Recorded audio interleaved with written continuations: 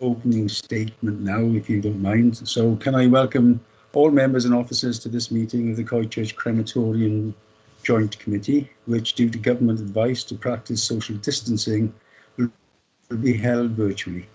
The meeting is being recorded and will be available via the Council's website to be viewed as soon as possible following this meeting. Everyone participating in the meeting will be accessing the meeting from remote locations. Please could everybody ensure that mobile phones are switched off or switched to silent mode. Please do not use your mobile phone at any time throughout this meeting. Members will have received an electronic copy of the agenda. I will ask officers to present a summary of the key points. For the record, the agenda can be viewed on the Council's website. Members and officers will be speaking at various points during the meeting, and those speaking may switch their cameras on at that point, but I would ask that, with the exception of myself as chairperson, at all other times, you keep your cameras and microphones switched off, as this will help to minimise any background noise and interference and ensure the connection remains as stable as possible. If any members and officers wish to raise a point or a question, they should press the hands up icon on the screen, hand at the top right hand side of the Microsoft Teams window, and I will come to you in the order I received the requests. Please then lower your hand once you've finished speaking. Please do not use your microphone until I invite you to do so. In the event that the Joint Committee requires to vote on an item of business before it at the meeting, the Democratic Services Officer will ask you in turn to announce your vote, either for, against, or abstain. I will then ask the officer to announce the decision made by the Joint Committee following that process. Officers from Democratic Services will be supporting the meeting and will be monitoring the use of microphones throughout its duration, and where necessary, will mute those not being used. Before we formally commence, I will now ask the officer from Democratic Services to announce the names of the councillors in attendance at this meeting. I would also ask the officers and any public speakers, but I don't think we have any this afternoon, to introduce themselves as and when I invite them to speak during the course of the meeting. They too should ensure microphones and cameras are switched off when not in use. So can I invite the Democratic Service Officer to announce those members in attendance, please? Mike? Thanks, Chair. For the purpose of the recording, I'm Mike Pittman, Democratic Services Officer for Committees. Members in attendance today are Councillor Julia Williams, Councillor Richard Young, Chairperson, Councillor Jeff Cox, Councillor Stuart Edwards, Councillor Geraint Hopkins, Councillor Gwyn John, Councillor Roger Turner, and I believe that's it. Thank you, Chair. I'm your Chair. Councillor Spanzik, Chair. Apologies, Councillor Spanzik as well, and Councillor Neil Pachella, and that's it. Missed a few there. Yeah, that's fine. Yeah, that's fine. Okay, many thanks for that. So if I can move now to the agenda business, can I ask, as item 1, are there any apologies for absence? Apologies from Elaine Venables because her dog has been run over. Sorry. Yeah. But other than those that have already been declared, nobody knows of any other absences. Okay, that's fine. Okay. I haven't been made of any share. Yeah, that's brilliant. Thank you, Michael. Item number 2 on the agenda, I must ask if there are any declarations. Oh, look at that.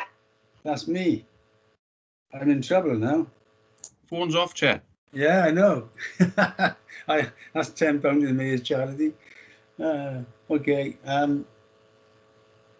Are there any declarations of personal or prejudicial interest from members or officers in accordance with the provisions of the Members' Code of Conduct adopted by Council from the 1st of September 2009?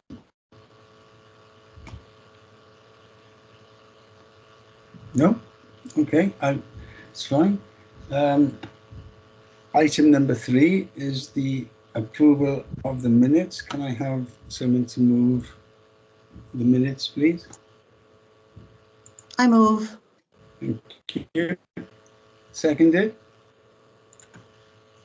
I second. Thank you very much. Are there any matters that you wish to bring up on those meetings? No? On those minutes? Okay, I'll move on. Item number 4 is external lighting. This is an item that was approved 2 years ago, I think. So can I invite Zach? Can you come in on this item, please? Thank you, Chair. Yeah, so as you mentioned, it's the paper on external lighting, which is agenda item 4 on page 11 of the agenda pack. If I may, Chair, I'm just going to say briefly, I wouldn't normally do this, but I'm going to just go off on a little tangent before I talk about the lighting. And if I may, because I might not get the chance later, I'd just like to pass my personal thanks to the Crematoria team, because as you can imagine, they've been going through an unprecedentedly difficult time recently with the COVID pandemic. It's been extremely busy there. I know they've been putting on a split shift system and up to absolute maximum capacity in terms of the operation, sadly, of the crematorium due to the excess COVID deaths. And it's only now very recently that things have started to settle back down to normal background levels. So I'd really just thank the team for their efforts. Let everyone know we've managed to as a priority working group, get the crematoria staff vaccinated against the COVID. So they've all had their first jab now. So I just really want to pass my thanks on, and I'll move on now to the actual the item in hand, which is the external lighting. So those that were on the committee at the time or may recall, back in March 2019, this joint committee, approved the provision of external lighting to the grounds at Coychurch Crematorium. The lighting would both improve the welcoming aspect to the crematorium, assisting with safety and security within the site, and potentially also allow for additional service times at the ends of the shorter daylight hours in the winter times. The scheme had been budgeted at a cost of £300,000, and that included all design works, planning applications, etc. And you'll see later in the report with an actual construction budget of £250,000. Obviously, things were a bit delayed last year. We didn't get on with all of our normal plans. The pandemic certainly took over the works of the team there, and very understandably so. But we have now, as of November, gone out to tender, and you'll see in section 4 of the report in 4.1 a table that outlines, without naming them all, the returned tender sums and technical quality weighting points that each of the tenders were assessed against.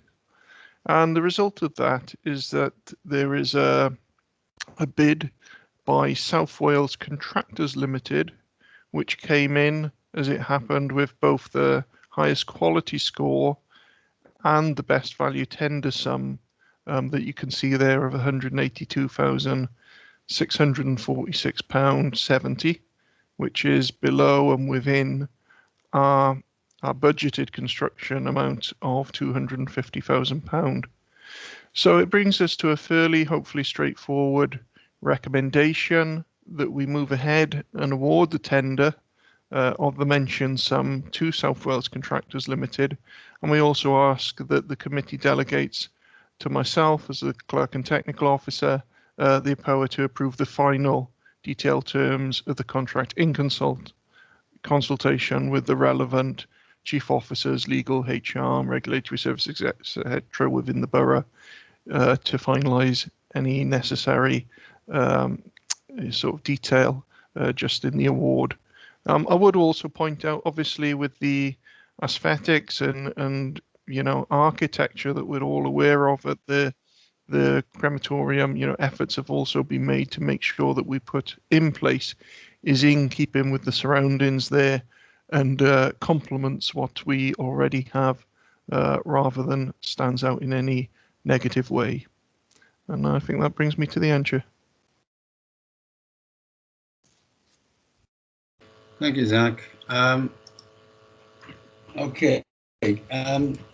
you can see the recommendations as outlined by the officer on point 9.1 and 9.2. Can I have a mover, please? I move, Richard. Yeah, thank you, Julia. Second? Second. Yeah, okay. Thank you. Are there any questions or comments? Yes, I have a hands up. Can I invite Councillor Edwards, please? Thank you, Chair. Just wondering, have we used South Wales contractors before, and are we more than satisfied that they will do the job at a high standard? Thank you, Chair. In terms of using them before, and Joe, jump in if you know. I don't know if we've used them before. Joe's nodding, so I'll let Joe come in. Certainly in terms of the quality scoring, as you can see, they've come out top. So it wasn't just a case of an award on price. It was also an award on quality of submission. But Joe, have you got experience of using them before? Yes, I could reassure the committee. South Wales Contractors are quite a large firm, well known in Bridgend. They do a lot of work for Bridgend Council as a whole, particularly in their schools. Always seem to be one of the first choice contractors. But when it comes to Coychurch Crematorium, they have done a lot of work. They are very used to working on site, and they understand the delicacies of working on such a site, which is very important. They were the contractors that constructed our new extension road and new car parks into our new land. They are the contractors that have done all of our waiting room extension refurbishments, all of our toilet refurbishments throughout the whole buildings, and have always managed to work outside of our service times and have never caused us any issues with the running of the service. And also the quality of their work is of an exceptionally high standard. So I'm actually extremely pleased that South Wales Contractors have won these works. Thank you, Joel. Happy, Councillor Edwards? More than happy. I'm happy to go along with that. Thank you for that. Thanks, Joe. Thank you very much. Can I invite Councillor Spanswick, please? Thank you, Chair. Let me put my hand down if I forget. 2 questions. No problem with the report, and it's great. But the successful contractor getting a perfect score. Just wondering how often that's happened in the past, because that, in my book, means that there's no room for improvement in any one single thing, and that everything is perfect, which is great if that's the case. I just wondering how often is that. It's news to me anyway. Well, it's good though, but it's great if that's the case. The second one is in relation to the lighting and dark skies. There's many reports these days. There's very few places left, well, in the world, but definitely in Wales, where you can go other than the Brecon Beacons and see dark skies because of light pollution. So I was wondering the type of lighting. I hopefully, because it's got a dark area where the crime is at night, that we're not going to be adding to light pollution, and that all light is facing downwards, and there's no. We're not going to make the situation worse in relation to dark skies. Might sound a bit crazy, but it's a massive issue at the moment. You can't go very far, very places, and see the stars at night properly. So let's not make it worse. Shall I come in there, Zach, or? I could see you've got your hand up there, so yeah, please do. Yeah, in relation to the first question, Councillor Spanswick, which sorry, your first question was On the points, the scoring. The scoring, yes. Yeah, 3 independent officers scored. So, and everybody came up with the same score for South Wales Contractors. The submission was of an exceptionally high standard, and what was obvious was the understanding of the site, and that was one of the reasons why they gained such high scores. Their submission was pretty much, well, it was pretty perfect. The answers that we were expecting to receive, we received, and additional information besides. So we were extremely pleased with that. So yes, the quality scoring was full marks from all 3 independent officers, and of course we're scoring independently now, not in communication with each other either. So that was interesting. And also when it came to the full score for the financial side of it, well, if you submit the lowest economic tender, then you automatically get the highest score. So Yeah. that would give them the perfect scoring there. So yes, I suspect it's probably unusual that somebody scores completely highly, but in this particular project, their quality submission was of a very high standard. Great, that's good news. Thanks, that's great. When it comes to the lighting, just to reassure you, Councillor Spanswick, that the lighting is only for the very end of the day in the winter months, and will be on a timer system. So it will come on as it gets dark, and then just after 5 o'clock, when the site closes in the winter, it will go off. It will not be on during the night. So it will only be on for a very short period of time during the winter months, as it's required during the working day for lighting and safety purposes. But after that period, it will be turned off automatically, and therefore won't cause any light pollution in the evenings or overnight. Lovely, thank you, Joanna. That's great. Thank you. Thank you, Joanna. You were content then, Councillor Spanswick? Yes, very much so. Thank you. Yeah, all. Excellent, thank you. I have no other questions or comments. So if everybody is happy with those responses, recommendations have been moved and seconded. Are we all in agreement? Aye. Yes. Yeah, I'll take silence as acquiescence. Yes, in agreement. In favour, Chair. That's good. Okay, thanks very much for that. Next item, item 5 on the agenda, is the crematorium business plan and fees. There are also some additional documents as an appendix there, which is the JC report, March 21 business plan 2021-22. So I think, Joe, are you going to take this for us? Yes, Chair. Can I just check that you can see and hear me before I start? Yes, we can see. Well, I can see and hear you. Yeah. Lovely. Okay, thank you, Chair. Yes, so the purpose of this report, which is starting on page 15, is to approve the business plan and the expenditure programme for 2021-22, which includes proposed increases in cremation fees. Now, the business plan is presented annually to the Joint Committee for approval, and it includes service objectives and proposed maintenance and improvement projects to enhance and maintain the crematorium grounds and buildings for the forthcoming financial year. If we turn to the service level business plan itself, which starts on page 19, you will see awards and achievements noted on page 22.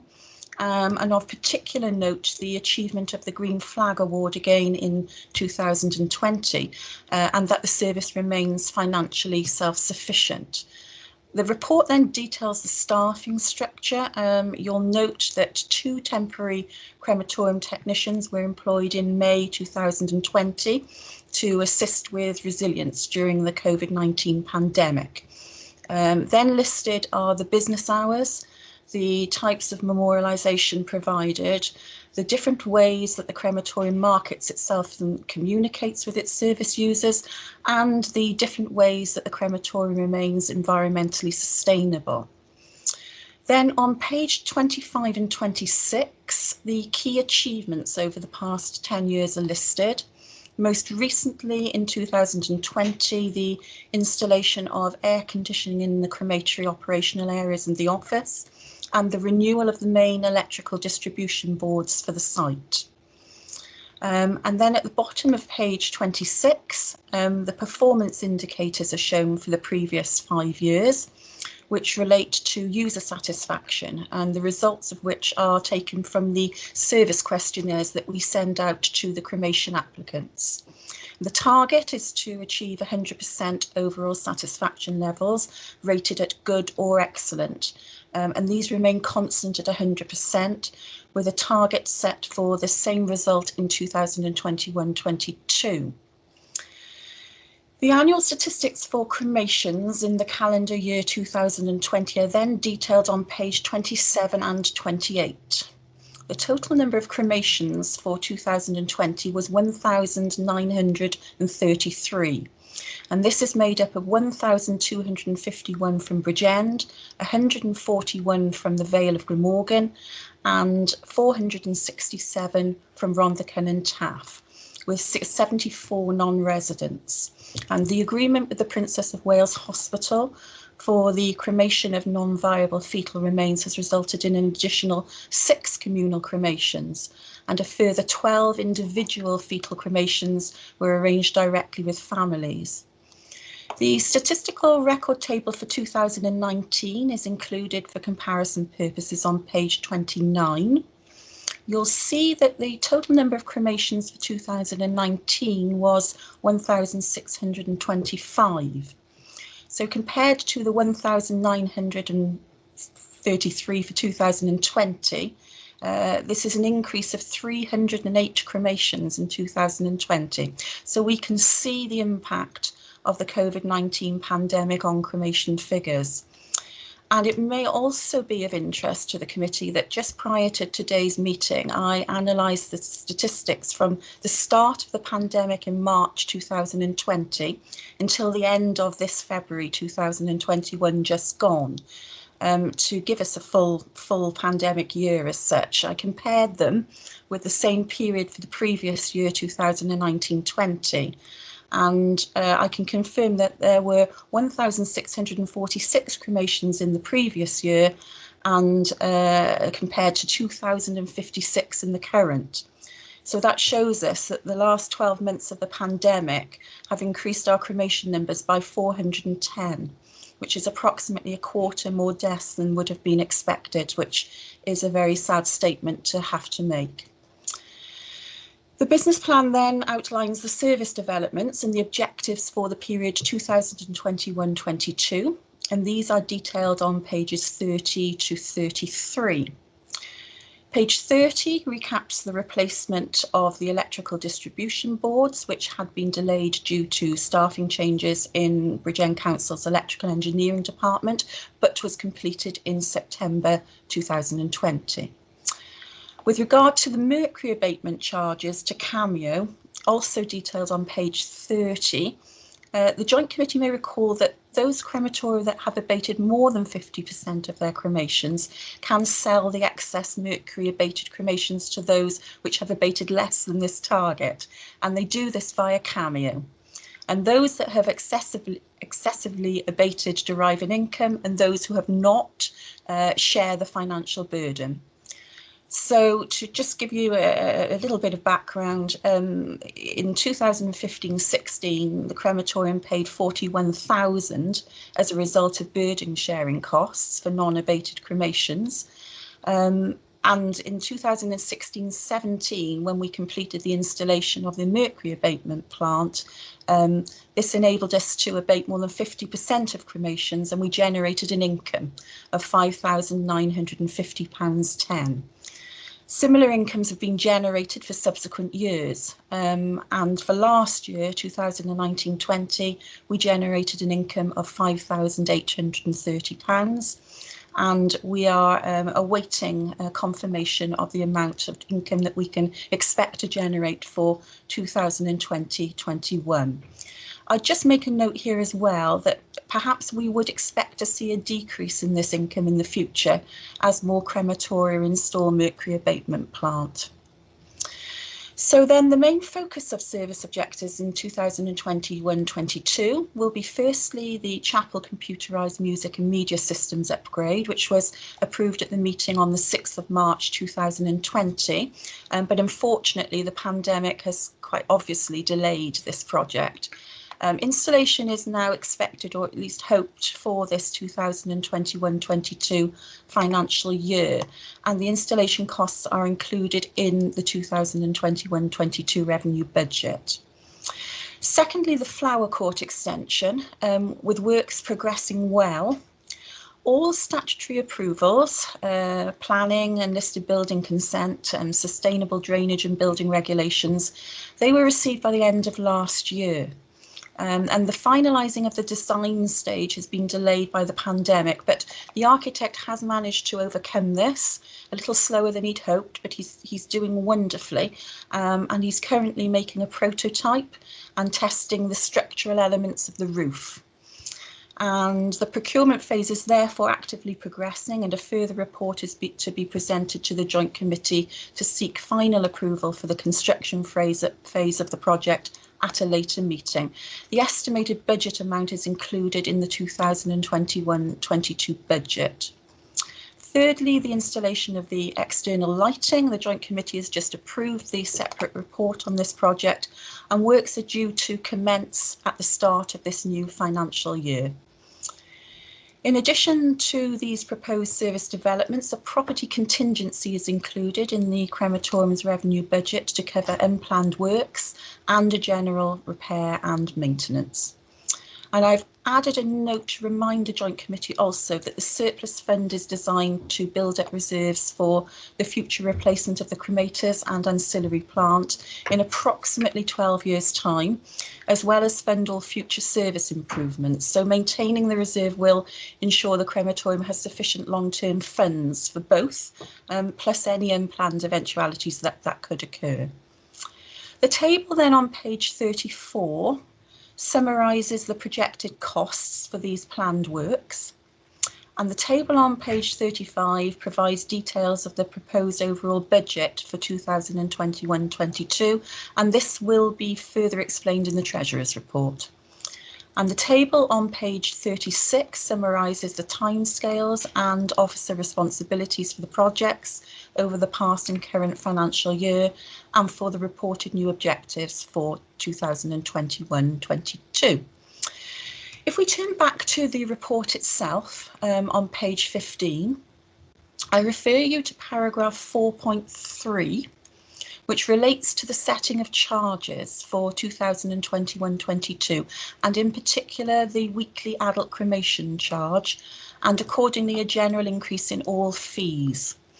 The cremation charge for the current financial year places the crematorium at 272 out of 308 cremation authorities. And it's recommended that the cremation charge is increased by inflation from £696.40 to £707.50. And that's based on a general increase in fees of 1%, plus the current inflation figure of 0.6%, in line with Bridgend Council's protocol. The table on page 16 shows a comparison of current cremation fees for adjoining crematoria. I would stress this is current. We don't know what fee increases are going to be for the neighbouring authorities. All variations to expenditure and income as outlined in the service level business plan, and including the proposed increase in fees, have been incorporated into the Treasurer's report. So the recommendation, Chair, is for the Joint Committee to approve the service level business plan for 2021-22 and to approve the cremation fee at £707.50 and a general increase in all fees by 1.6%. Thank you, Chair. Thank you, Joe. Okay, you can see the recommendations, paragraph 9.1 and 9.2. Can I have a mover and a seconder, please? Move, Mr. Chairman. Thank you. Second, Mr. Chairman. Thank you. Thank you, Councillor Cochella. I have a number of people indicating they'd like to ask a question or comment. Councillor Gwynn, please. Thank you, Mr. Chairman. I refer to page 16 and the fact that when you look at the Vale of Glamorgan, the charges of the Vale of Glamorgan are virtually, well, they're £248.60 by the current figures. Now, they're not likely to go down in the Vale of Glamorgan, but what concerns me is the fact that the undertakers in the Lantred Major area continually take everybody to the Vale of Glamorgan. And they basically say that We couldn't get a slot in Coychurch, so we're taking you to Barry. The reason they do this is to use their staff down at Adams in Barry, so they all work under the same flag, basically. I'm making it known to the residents of our area of the difference it will save them by going to Coychurch, because there's a lot of people. There's one person now I know has passed away, and when I asked them where they were going, they would say, "Oh, well, we've been told by the undertaker we're going to Barry." Now, these people certainly could well save. That family is paying £248 more than what they should be paying, in my opinion. So I'm not letting this go. I'm taking this further now. I'm very disappointed. Obviously, I don't want to see anybody pass away. But at the same time, when you see 141 on the roll from the Vale of Glamorgan, it's not a true reflection of the number of people that have passed away and had the choice of where they go. And I'm taking this further. I just wanted to make that point, to make you aware of that, because I am very concerned about the people getting ripped off with a private crematorium in the Vale of Glamorgan. And I fully support, I thank you, Joanna, for a superb presentation once again. Every year it never changes. It's so good. And I thank you and all the staff for the work you've done there, particularly this very, very difficult period of the pandemic. And I'd just like to put that on record. Thank you. Thank you, Councillor Gwynn. Joanna, would you like to respond to that? Yes, sure, Chair. Well, thank you, Councillor John, firstly for your very kind comments, which I shall be very pleased to pass on to the staff here, and I know they'll be pleased to receive them. Yeah, with the Vale of Glamorgan, I mean, you're absolutely right, Councillor John. I'm afraid that funeral directors are running private businesses at the end of the day, and will work in the best interests of the families, but will also work in the best interests of how their businesses can run most maybe efficiently. And for them, that is to be able to, what I would describe as, turn their fleets around as quickly as possible. And so if they can go 5 minutes or 10 minutes to a crematorium rather than 25 or 30 minutes, then they may well choose to do that. It's very noticeable that prior to the pandemic, of course, at the moment, numbers attending funerals are restricted. But prior to that, if there were to be an expected large attendance for a funeral from the Vale of Glamorgan, invariably Coychurch will be selected. And the reasons for that being that our site is able to provide the level of service that is required for a large number of people attending. Our premises and our grounds are able to accommodate that, whereas the Barry Crematorium is very small in size of its chapel and in the way that its grounds can accommodate vehicles. So in that sense, we know that we are chosen in those circumstances, but I agree with you, Councillor John, that certain funeral directors are not giving the families the choice of the crematorium. They're just telling them to go to the Vale, and they are therefore causing them to pay more. But I'm afraid it's a very difficult, it's something that's very difficult to alter, because, you know, the funeral directors are the ones that are guiding the families, and we can only do as much as we can to try and get our fees across. But thank you very much for the comments that you've made and what you are trying to do to alter that. Thank you, Joanna. Thank you. Yes, I'd also like to offer my thanks to Councillor Gwynn for his continued support and his commitment to the crematorium. Thank you so much. I have two other indications that of speakers, so I'm going to call Councillor Geraint Hopkins, followed by Councillor John Spanswick. Councillor Hopkins. Thank you, Mr. Chairman.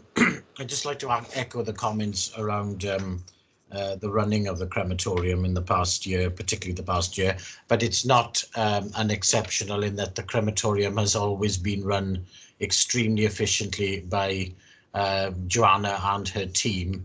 And I've always said that we should be, as a committee, extremely proud of the way the crematorium has always been managed under Joanna's leadership there.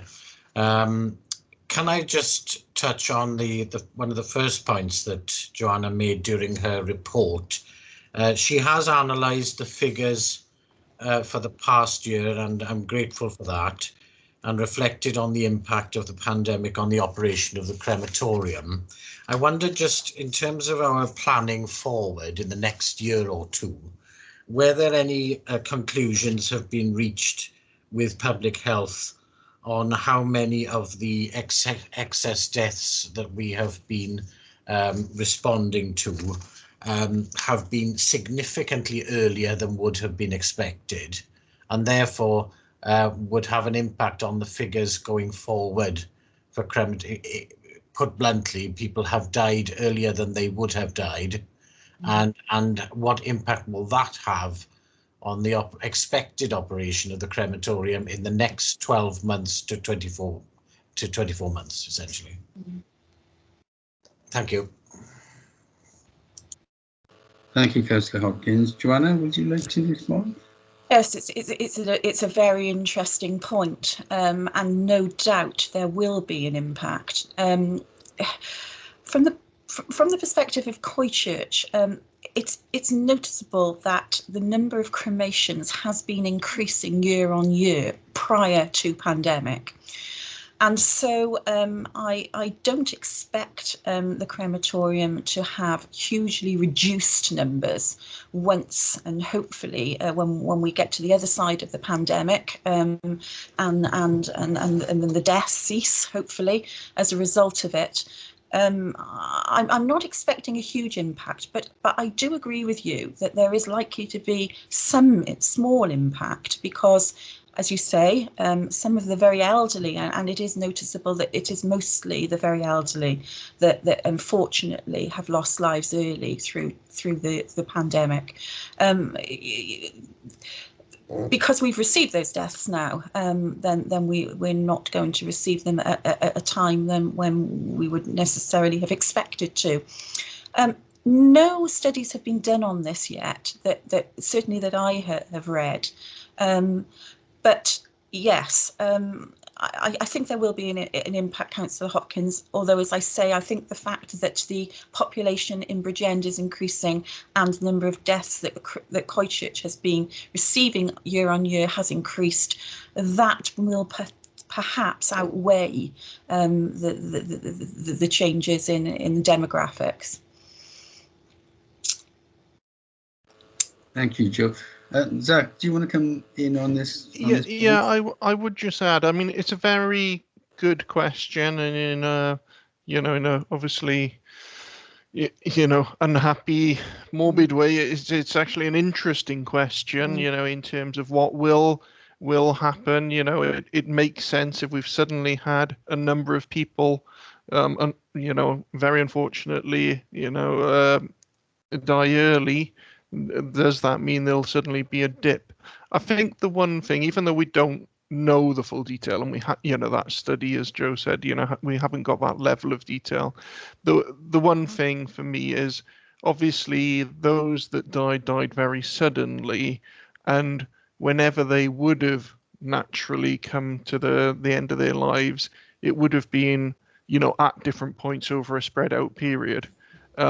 So what happened, in a very short period of time in the last year, yes, those individuals, would have been, people that would have been coming to the crematoria at some point in the future, but we don't know when that would have been. And what it definitely wouldn't have been is, well, all of them, would have come next year or within the next 2 years, it would have been very spread out. So I think the impact, with that, drop in numbers is going to be very gentle and spread over a long period, and countered by things such as Joanna mentioned, natural population growth and the steady increase in numbers that we naturally see. So I'm certainly not expecting any significant dips. Thank you very much, Chair. You want to come back, Councillor Hopkins? No? No, I think those were two very thoughtful responses to my question. As you say, I don't think anybody really knows the answer, but obviously we're discussing our business plan for the crematorium going forward, and it was a question in my mind as to, unfortunately, we do have to rather clinically discuss these matters, which are sad matters, but our responsibility is to run an efficient service for the public going forward. And it was one of those questions that I had in my mind, which I think we've partly answered, but we can't fully answer. But thanks for the responses anyway. Many thanks. Thank you, Councillor Hopkins. Councillor Spanswick. That's me. Thank you, Chair. Yeah, thank you. And I'd like to add my massive thanks to Joanna and a very small team, not just excellent work the last year and what's getting through the last year, and hasn't been any sort of major upsets. We've managed with a terrible situation, but also, as long as I can remember, you pointed out in the business plan 10 years of Green Flag Awards. That doesn't happen on its own. That takes some doing, and it's the business plan it makes a good read. It's one of those committees in a strange way. It's actually enjoyable to go through the process and read the reports. There's nothing there that frightens you or jumps out and bites you on the rear end sometimes. It's a really good, competent and welcoming report. I think if only there was a way that Joanna and her team could be copied or cloned across Bridgend Council, we'd be the best council in Wales. And then we could sell that business model to RCT in the Vale afterwards. Hear, hear, hear, hear. No, it's really good. Well done, Joanna and her team. Onwards and upwards. Carry on the marvellous work, please. Thank you. Thank you for that contribution, Councillor Spanswick. I think the only thing that's stopping us from cloning Joanna and her team is finance. So we'll have a look at that in future. The Ways and Means Act, Chair. The Ways and Means Act. Thank you, Councillor Spanswick. Right, I have no other indications that people want to ask a question or comments. The officer's recommendation have been moved and seconded. Are we all agreed? Yes. Thank you so much. Yes. Thank you very much indeed. Okay, thank you. The next item of business, item number 6 on the agenda, is the programme of meetings for 2021-2022. Joanna, is this you again? I'm guessing Zach and I haven't discussed this. Are you happy for me to move? Yeah, please go ahead. Joanna's obviously a very short report either way, this one, so yeah, happy for you to take that. Thank you, Zach. Thank you, Chair. Yeah, I'll keep it short. As Zach said, it's just a very short report, just to seek approval for the proposed programme of meetings for 2021-22. The Joint Committee is expected to hold 2 meetings at least in each municipal year. And the first meeting after the annual meeting of councils will be the annual general meeting, and that will be the meeting where the chairman and the vice chairman for the ensuing year will be selected. So the proposed meetings are 11th of June and the 3rd of September this year, and then the 4th of March for 2022. Just the recommendation to approve that particular programme of meetings, please, Chair. Thank you, Joanna. Yeah, okay. You can see the recommendation as outlined by the officer at paragraph 9.1. Can I have a mover, please? Move, Chair. And second. Second. Thank you so much, Councillor Spanswick. Yeah, okay. I have one hand up. Councillor Hopkins, please. I'm afraid I am getting into the habit of asking questions to which there is not much of an answer, I'm afraid, but I'm going to ask it anyway. It isn't really referred to much in the report, and none of us really know what's going to happen. But obviously, as things open up again, there might be an opportunity for the councils and their committees to meet back in person again. Whether we actually choose that that's what we want to do is a matter presumably for the committee, because whatever goes forward, I fancy the legacy of the pandemic is going to be more meetings being held committees being more comfortable with remote attendance. So I just wondered whether, since we do all come from different parts of South Wales or this region, whether there were any thoughts about whether we continue, regardless of the guidelines or whatever, to meet like this, or whether people wish to return to meeting and travelling to meet in the same room. Thank you. That's an interesting question, actually, Councillor Hopkins. I don't think there's any council in South Wales at the moment that has made a policy decision on that. So, but I don't know. Zach, you're indicating that you want to come in. Do you want to come in on this? Yeah, it is a very interesting point, not just for this meeting, but for working practices across the board. It's something that I'm sure every authority, I'm sure, you know, each of our authorities are considering this. We've certainly got office accommodation project board that started up, that our director Janine is chairing, and we're starting to look at the possibilities. It does seem that generally, you know, Welsh Government's direction of travel is probably to aim for about a 30% model, where sort of 30% of the time people will work from home. It's likely that that will be replicated across local authorities when everyone gets to grips with it. I mean, clearly there's a new way of working that we've now all got used to. It's been forced on everyone and we've all got very used to it, and it creates an opportunity. And it's likely that blended models will be possible going forward. One of the things, and the reason I put my hand up, one of the things I was talking to Janine about this morning was actually, you know, the kitting out of the meeting rooms with video conferencing facilities.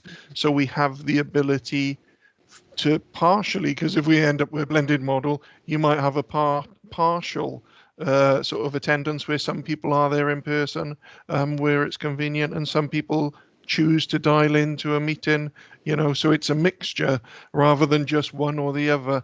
So I think it'll be interesting, and it will play out over the next 12 months for everybody.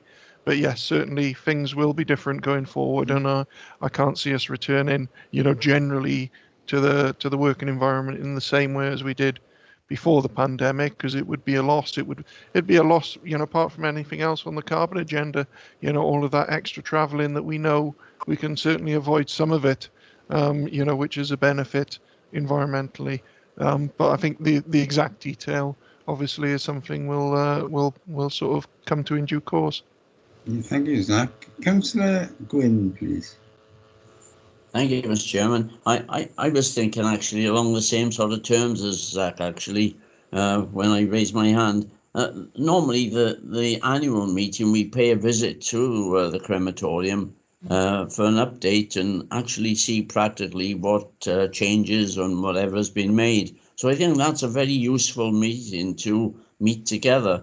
But I think we've got to play this as Zach has said, you know. There are some times where we could hold a meeting like we're doing today, and that could be done, you know, whatever. But I think it's got to be open-minded on this, you know, and whether we come to a meeting or, as Zach said, part may want to go to the offices and the others remotely. I think this is something that we'll see, I think, in due course from the Welsh Government guidance that they're certainly going to send out to local authorities. Thank you, Mr. Chairman. Yeah, thank you, Councillor Gwynn. I think it would be a useful addition if we could have blended meetings, because if you can't, for some reason, make a meeting, and it may be that you're available for the meeting, but for some circumstance may stop you from physically attending, then the possibility is then to log in, as it were, and I think that would be that would be very useful. With regard to the visit to the crematorium, I think that would continue, to be honest with you, and I'd like to see that continue. I think, as has been said, that's a very useful meeting, because it's a very useful visit, because you can see what goes on behind the scenes, as it were. I don't know, Joanne, do you want to come in? Yeah, just reiterate what Zach says, really. I mean, we'll obviously be led by Cabinet and Democratic Services on this and the way forward. They'll certainly lead us.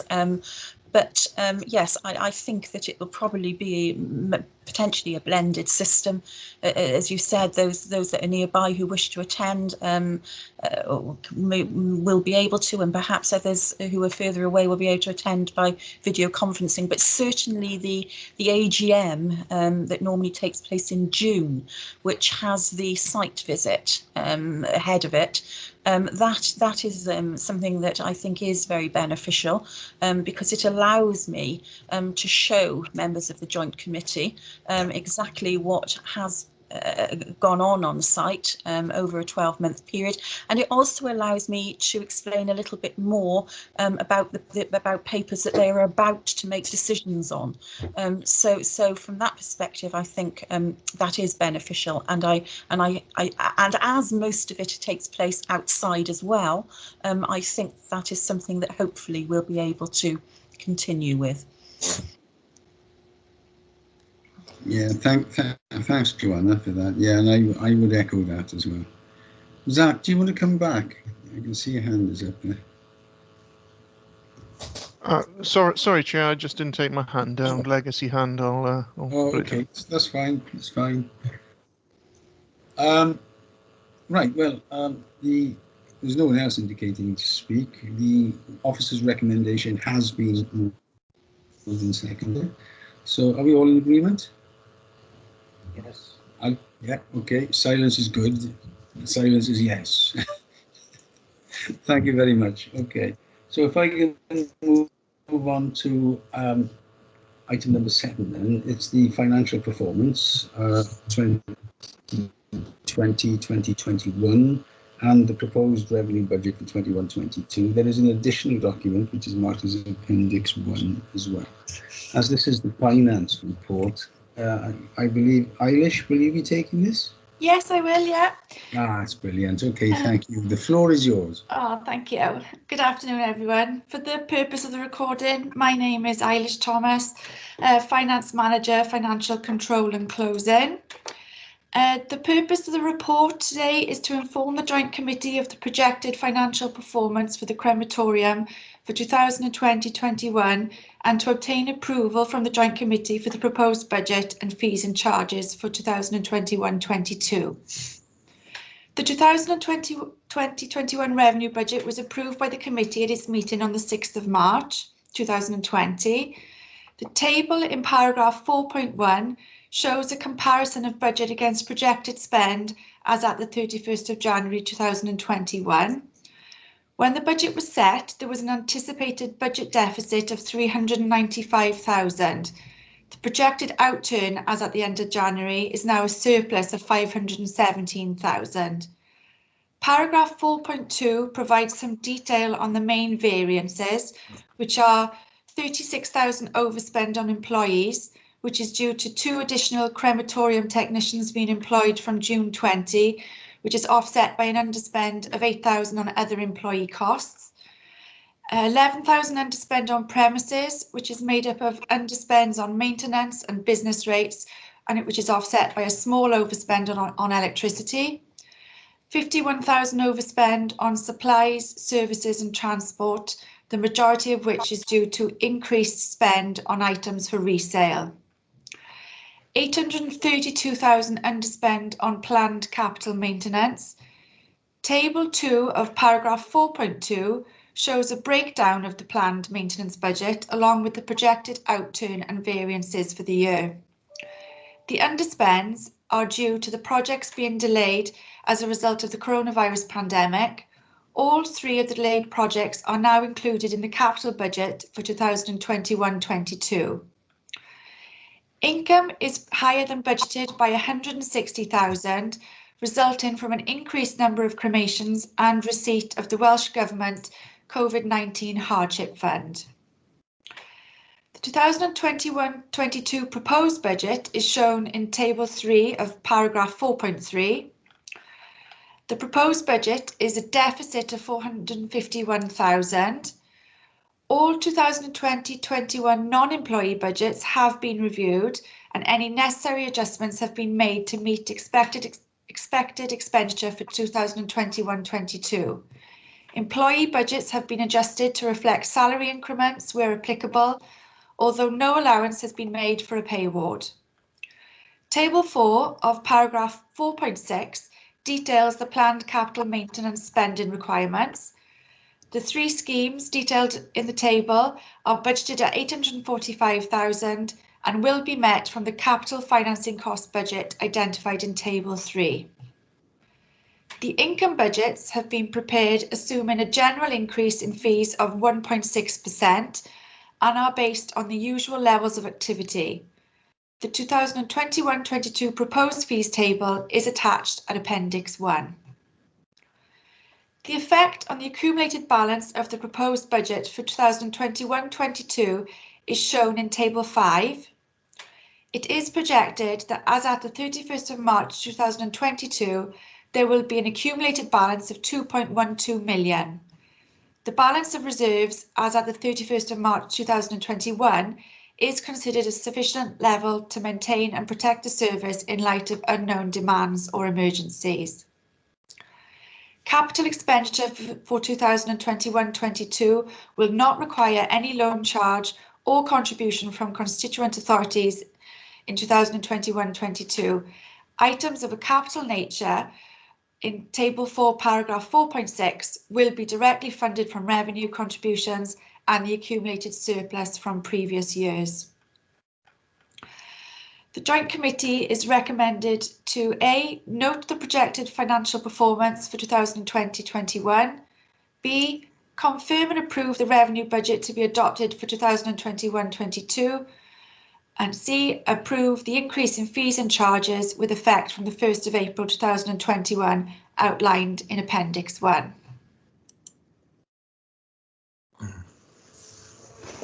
Thank you, Eilish. Okay, members. The recommendation is outlined at paragraph 9.1 as outlined by the officer.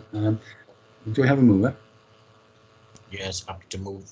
Thank you, Councillor Rivers. And a seconder? Second. Thank you so much. Okay, I have a number of people indicating they want to speak. Can I call Councillor Hopkins, please? Thank you, and thank you to Ms. Thomas as well for her report. I mean, there are not many local government institutions, shall we say, for the want of a better word, certainly not joint projects like this, like a crematorium, which have such a positive report on such a frequent basis. And I think the report reflects what we were saying earlier about how well this this crematorium is being run, not simply in terms of the service to the public, but in its fiscal responsibilities and its the prudence in which it operates. And I think it bodes very well for the future. We continue not to require any further investment from the constituent local authorities.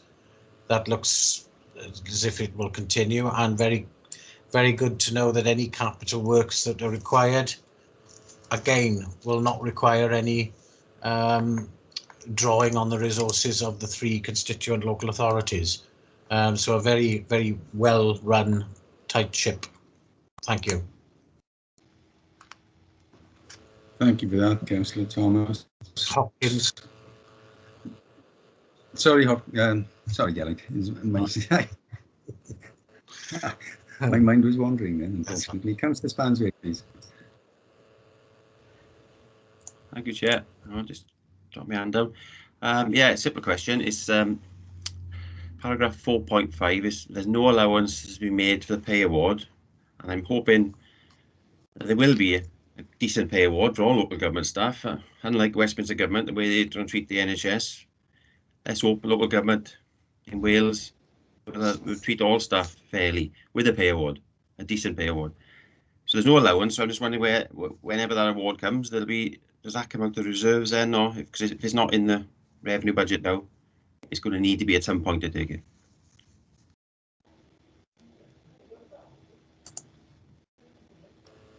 Sorry, Okay, I'll just come in there. Yeah, please. Yeah, I think when any decisions are made on a pay award, the budget will be reprofiled to account for that so it'll be an increase in the employees' budget then. Okay, thank you for that. Thanks. You consent, Councillor Spanswick? Yes, thank you. Yeah. Excellent. Councillor Edwards, please. Yeah, thank you, Eilish, for that report. I'm just looking at Table 4, the planned capital maintenance spending requirements, with the site lighting at 250,000. And we've already had a quote which we've accepted for 182. Should that be adjusted, or can you see what I'm getting at? Do you want Joanna, would you like to come in? Yeah, we've also allowed for all the engineering costs, etc., all our planning, applications, etc., in those costs. In reality, we've probably been a little prudent, and any amount that isn't spent will obviously return to the budget reserves. But it's not just what we've got to pay to the contractors; it's all the additional costs that the management and planning of the project entails. Happy with that, Councillor Edwards? Yeah, very happy. Thank you, Chair. Good. Excellent. Thank you. Zach?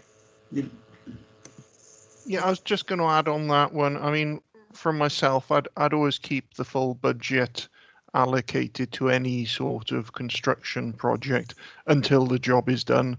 I mean, it's not the most complex, engineering project. It's not like one of the ones with civils costs, and once you get into the ground, you find out, about all the nasties. It's relatively straightforward, but you just never do know if there may be additional costs incurred along the way. So even though the contractor's price is favourable, you just don't know what problems could arise that cause a discussion further down the line.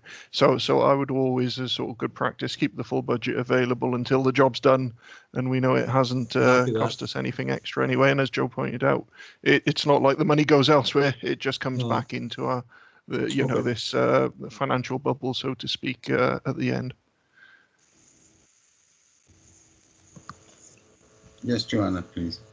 Yeah, just to add to what Zach said as well, we have actually adjusted the budget slightly, Councillor Edwards. We did have a budget of 300,000.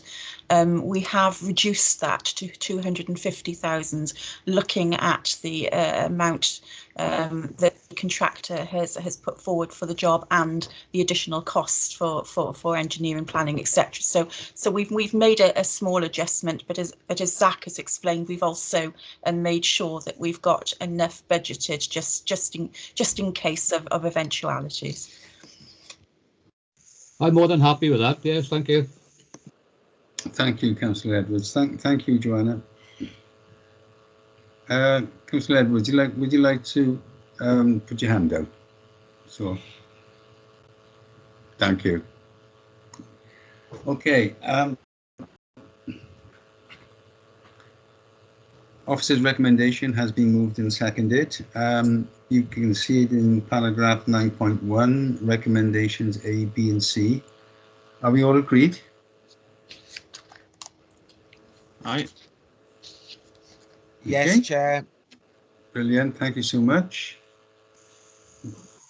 Item 8 on the agenda is urgent items, and I can confirm that I've not received notification of any urgent items that need to be brought in front of the Joint Committee. However, as Chair of the Joint Committee, I would like to take the opportunity to thank and to congratulate Joanna and her team on the continued support they've given to the people of Bridgend, Rhondda Cynon and the Vale of Glamorgan. In the height of this pandemic, we've had a massive spike at the start and from December through to where we are at the moment, although it is thankfully diminishing now. I think if you would be so kind, Joanna, if you would take back the thanks of the whole joint committee to your staff, and can I ask Michael that that could be reflected in the minutes, the fact that this joint committee is fully understanding of the problems that have been experienced by our workforce, and we are very, very thankful for the way they've conducted themselves and the crematorium. So, Joanna, if you take that back for us, thank you so much. Thank you, Chair. I'd be delighted. I know the staff would be very grateful to receive that. Thank you very much. Thank you for the Joint Committee support. Yeah. Councillor Hopkins. On reflection, what I was about, I echo everything you said. I was about to say that I think I'll talk to you outside the meeting. Sorry, I won't speak now. Thank you. Okay, is that me, Councillor Hopkins, or Joanna? Yes, you, Councillor Young. Yes. Okay, that's fine. Yeah. Councillor Edwards, you want to come back? No, I'm fine, Chair, thank you. I don't know how to get rid of that yellow hand, to be honest with you. Oh, Done it. Sorry. That's brilliant. Okay, thank you for that. That concludes the agenda for this meeting.